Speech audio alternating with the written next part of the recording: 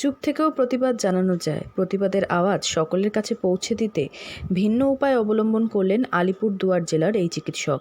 প্রেসক্রিপশনের সিলে দেখা যাচ্ছে চিকিৎসক সৌম্যজিৎ দত্তের প্রতিবাদের ভাষা। আমরা তো সরকারি চাকরি করি পশ্চিমবঙ্গ সরকারের অধীনে, সেজন্য আমাদের পক্ষে খুব বড় ধরনের আন্দোলন করা সমস্যা হয়ে দাঁড়ায়, যেহেতু সরকারি চাকরির অনেক নিয়ম কানুন প্রতিবন্ধকতা আছে। সেজন্য আমি আমার প্রাইভেট প্রেসক্রিপশনে আমি রায়গঞ্জের একজন ডাক্তারবাবু ডাক্তার দেবব্রত রায়, তার ফেসবুক পোস্ট থেকে একটু অনুপ্রাণিত হলাম, তিনি এরকম করছেন।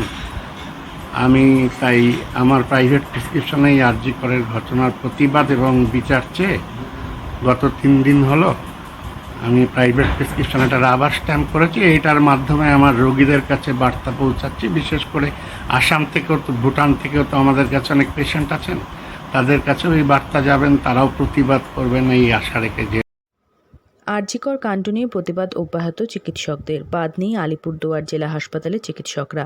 জেলা হাসপাতালের ইএনটি বিভাগের হেড অব দ্য ডিপার্টমেন্ট তথা চিকিৎসক সৌম্যজিৎ দত্ত অভিনব উপায়ে প্রতিবাদের পথ বেছে নিয়েছেন।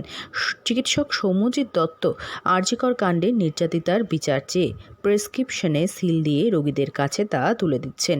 নিজস্ব বাসভবনেও রোগী দেখেন এই চিকিৎসকের এই সিল দেওয়া প্রতিবাদকে সাধুবাদ জানিয়েছেন তার কাছে চিকিৎসা করাতে আসা রোগীরা। এই বিষয়ে চিকিৎসক সৌম্যজিৎ দত্ত জানিয়েছেন, সরকারি হাসপাতালে তিনি কাজ করেন, তাই সেখানকার কিছু নিয়ম তাকে মেনে চলতেই হয়। কিন্তু একজন মহিলা চিকিৎসকের সঙ্গে যে বর্বর ঘটনা ঘটেছে তার প্রতিবাদ তিনি জানাচ্ছেন এই সিল দিয়ে। তার কাছে বিভিন্ন সমস্যা নিয়ে রোগীরা আসেন অসম, ভুটান থেকে। তাদের কাছেও প্রতিবাদের ভাষা পৌঁছে যাবে তিনি এই আশা রাখছেন। জানা গিয়েছে, এই চিকিৎসকের পাশাপাশি আলিপুরদুয়ার ফালাকাটা হাসপাতালের চিকিৎসক প্রিয়াঙ্কা সামলাও প্রেসক্রিপশনে এইভাবে স্ট্যাম্প দিয়ে নির্যাতিতার বিচার চেয়ে প্রতিবাদ জানাচ্ছেন। স্বাভাবিকভাবেই আরজিকর কাণ্ড নিয়ে গোটা রাজ্যের পাশাপাশি সরব আলিপুরদুয়ার জেলার চিকিৎসকরাও। আলিপুরদুয়ার থেকে অনন্যাদের রিপোর্ট, লোকাল 18 বাংলা।